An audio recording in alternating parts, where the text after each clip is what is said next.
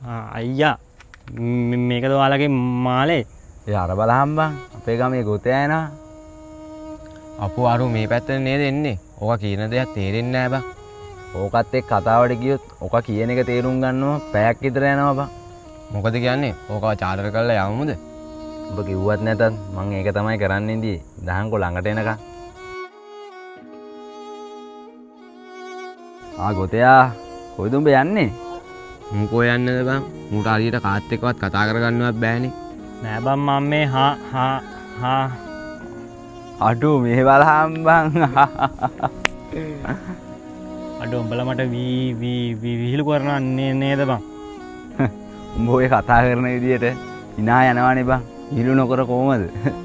උඹලා වගේ උන්නම් සාප බං. අඩෝ එහෙම කියන්නේ එපා බං. මල්ලි ඔබ මොකද මෙතන කරන්නේ? මම අපිට කියලා දිනා නේ තනියෙන් කොහෙවත් යන්න එපා කියලා. මේ ගොතයා උඹලා මල්ලිද? ඔව් යකෝ මේ මගේ මල්ලි තමා. උඹලා මගේ ඉස්සරහා මගේ මල්ලිට ගොතයා කියන්න එපා. කම නෑ අයියේ. අපි යමු. එහෙනම් මූවත් තරම් මෙතනින් ඵලයන් බං. දෙවියෝ හැමෝම අංග සම්පූර්ණවම නෑ බං. මගේ මල්ලිගේ අඩුව ගොත ගහන එක. ඒත් උඹලා අඩුව මනුස්සකම නැති එක බං.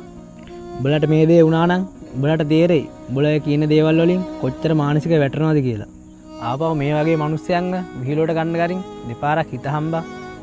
උඹත් ඇවිල්ලා මේ බයිලා ගහන්න නැතුව මෙන්න මේ ගොතයාවත් තරම් ඵලයන් බං මෙතනින්. උඹලට තේරුම් ගන්න බෑ. මල්ලි වරෙන් බං අපි ගෙදර යන්න.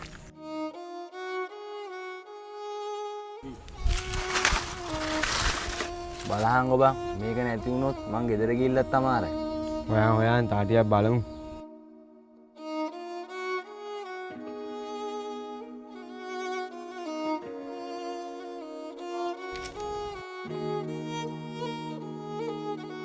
මාලයක් නේද? කාගෙද දන්නේ මේක.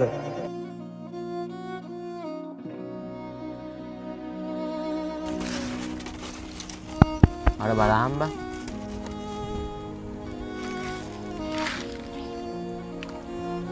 අයියා මේකද ඔයාලගේ මාලේ? අඩෝ බං කොයිද ඔක තිබුණේ?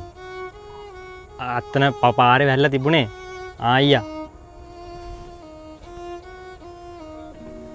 අඩෝ උඹට ගොඩක් පින් බං.